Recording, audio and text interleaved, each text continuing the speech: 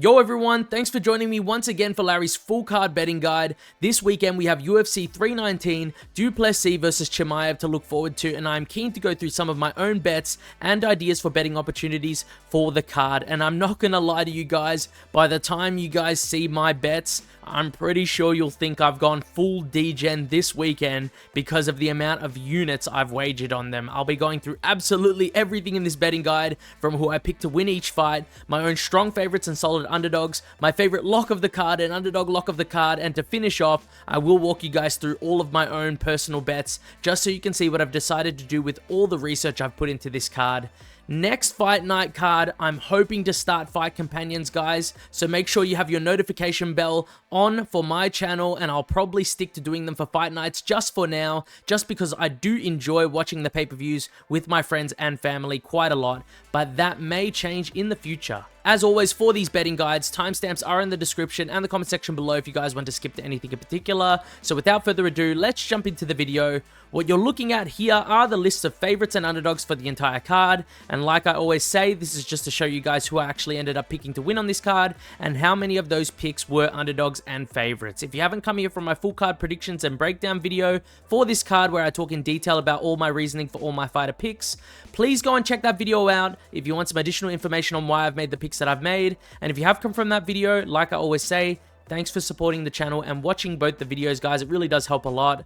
I will now highlight in green who my picks were for this card, and as you can see, I did end up choosing a few underdogs this week, including Lerone Murphy in the co-main event in his fight against Aaron Pico. I'm very surprised to see him as an underdog against someone making their UFC debut, but nonetheless, you guys have now seen my picks for this card. Let's move on now to my strong favorites and solid underdogs section of the video. And as you can see here, for the strong favorites section, I've chosen Chase Hooper, Mikhail Oleksiejczuk, Michael Venom Page, and Carlos Prates. The numbers next to the fighters' names are just the return you'll get on them if you were to bet on them. So for example, if you were to bet $100 on Michael Venom Page to win, it would net you a profit of $53 overall, which is not bad actually. And for my American viewers, as far as I know, when he has the minus 189 next to his name, that's how much money you have to bet on the fighter to win $100 profit on your bet. And I will say now, I like all of these favorites I listed here. I think every single one of them can get the finish in their fights. I've been growing more confident in Michael Oleksiejczuk day by day, and I do actually think he gets the KO in the first round of his fight. KO's also potentially incoming for Prates and Page, with Hooper probably getting the sub if he does get the finish in his fight. Very solid favorites all around in my opinion. But let's now move on and jump into the solid underdogs we've chosen for this card. And I've personally chosen Dione Barbosa, Nursultan Ruziboyev, Lerone Murphy, and Dricus du Plessis as my picks for solid underdogs on this card. I do really think all these guys have a good chance to get it done this weekend because of so many factors.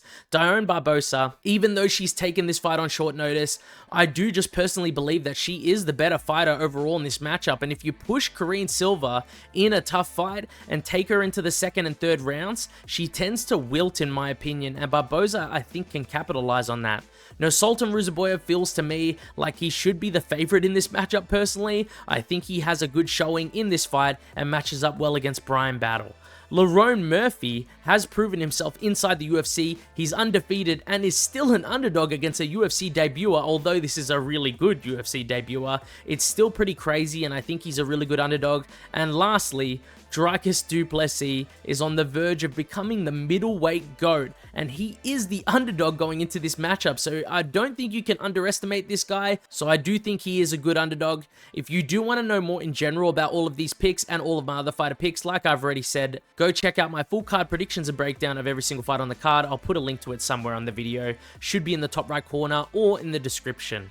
Now that we are onto my locks of the card section of the video, this week I have ended up choosing Carlos Prates as my favorite lock of the card, which might actually come as a shock to a few people. I think many people are probably picking Chase Hooper, if I think correctly. I don't blame you for picking Chase Hooper. I do think he's a solid pick. It's just personally, I find it really hard to imagine Jeff Neal knocking out Carlos Prates or even outdoing him in the striking for 3 rounds on the feet. It just seems like Carlos Prates will be the more technical and dangerous Jeff Neal, pretty much. Like, he's a more dangerous and technical version of Jeff Neal in so many ways, and I actually expect him to get the finish in this fight in the later rounds as well. That's my takeaway from that matchup, guys, and that's why Carlos Prates is my lock of the card for the favorites. Let's move on now to my underdog lock of the card, and as you guys know, I've been quite high on Sultan Ruzaboyev this past week, and I've been putting down Bryan Battle a lot in the process as well.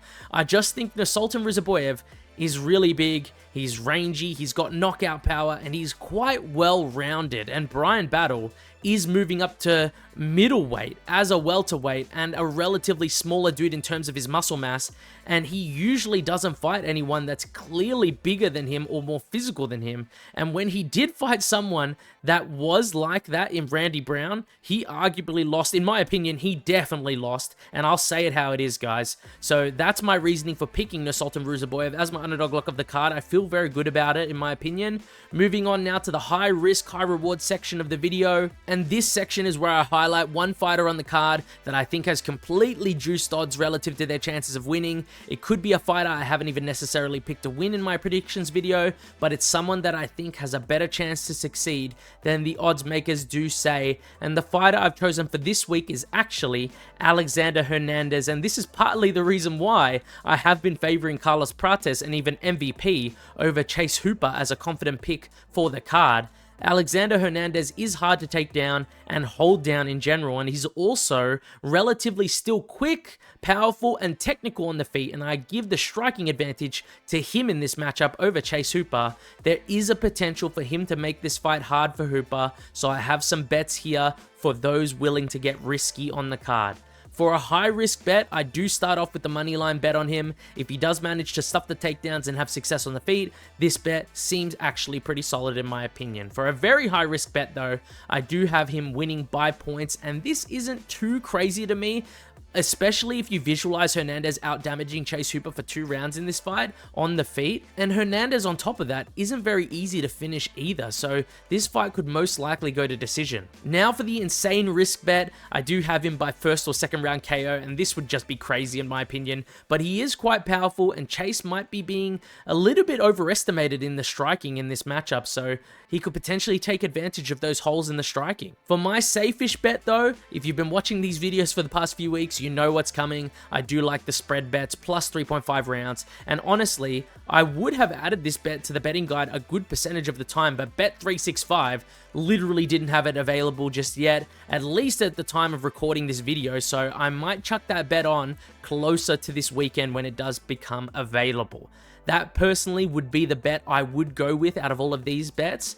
That's it for this section of the video though. Let's now move on to my personal bets I have on this card. And here they all are for you guys. My current personal bets I have on this card, so you can check them all out. There are many different types of bets here, as you can see, so I'll run you through all of them right now. The hidden bet in white is the subscribers bet of the week, and I'll reveal it right now for you guys. I have actually ended up choosing this person here, who you guys may have seen before. They have gotten their bets featured before and were one of the bets I chose last week as well. They were kind enough to write a lot of bets down for us, but the specific bet I ended up choosing was the start round 2 4-leg parlay bet. I think that's a pretty cool bet to put money on, and I wanted to put it into this guide again this week. That bet has now been added to the guide, and thank you to the subscriber who commented this bet, and thanks to everyone who's just supporting my videos in general, commenting, liking the videos. I appreciate it. I cannot say it enough.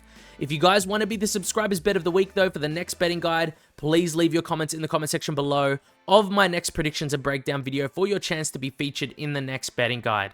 I'll start reading out the bets now though, and we can start with the prop section. I'm not going to lie to you guys, I've gone absolutely massive this week on bets. This might be the most I've wagered yet on these betting guides. We've got the subscribers bet of the week, of course. It is the start round 2 4-leg parlay bet, and I'll read out the fights they've picked for you now, and I'll put them on screen for you guys as well if you guys want to see them. It was Jeff Neal versus Carlos Prates, Jessica Andrade versus Lupita Godinez, Chase Hooper versus Alexander Hernandez, and Karine Silva versus Dione Barbosa, and all these fights need to get past, ending in the first round for this bet to cash. I've also got Mikhail Oleksiejczuk by first round KO, and the more I've been thinking about this fight, guys, like I said, the more I've built up confidence enough to put a massive bet on Mikhail Oleksiejczuk by first round KO. It's a very risky one, I can't lie to you guys, but I just feel like Mikhail will pressure early, and I think he's quite an underrated fighter in general that can run through GM3 here. Next, we have Kai Asakura by KO, and this is just something small on him. He's very dangerous, and he's dangerous enough to KO an older guy in Tim Elliott, in my opinion. Diego Ferreira by KO is another bet I do have. I do think Green won't have been recovered enough after the brutal knockout he took at the hands of Mauricio Ruffy, and I see him being hurt again in this fight, unfortunately. I have a parlay with Chase Hooper and Mikhail Oleksiejczuk in here too. Two guys that on paper should win their fights fairly decisively. Chase should be able to out-grapple Alexander Hernandez, and Mikhail Oleksiejczuk is way better than Gerald Meerschaert on the feet, in my opinion. As always, I do have my main card as a parlay. My picks for the main card are Kai Asakura, MVP, Carlos Prates, Lerone Murphy, and Khamzat Chimaev. Lastly, for the prop side, I have a big bet on Carlos Prates and MVP in a parlay to get it done. I feel rather good about both of those guys to win their fights. Now to move over to the main bets I have on the right side. These are all my single fighter bets, plus an extra prop I had this week since the left side is getting a little too packed over there. I've got my underdog lock of the card in Sultan Rizaboyev here as a bet, and I've already explained a lot on why that is earlier in this video, so I won't break this down again. I'll save you guys some time. I've also got a bet on Dione Barbosa. I really do think she can push a pace on Karine Silva and potentially take over the second and third rounds of this fight with her. I've also got a bet on Lerone Murphy, and I just think this is a great underdog opportunity on an undefeated guy that is UFC tested against a hot prospect debuting in the UFC. I also added a bet on Edson Barbosa just because the money line was actually getting a bit closer to even, and I do think he just outdoes Drakkar Klose on the feet in this fight to get the win. And lastly, I do have a bet on Khamzat Chimaev to get the submission in the first 2 rounds. As we all know, he is the most dangerous early, and I really do think there is a good chance he can find the neck of Du Plessis in those opening rounds. That's it for the bets though, guys, and good luck to everyone watching this video with your bets for this card. That's it for Larry's full card betting guide for UFC 319, Du Plessis versus Chimaev. If you like the videos and want to see more of it, please let me know in the comments below, and make sure you like the video, of course. Thanks for watching though, guys, and see you guys next time.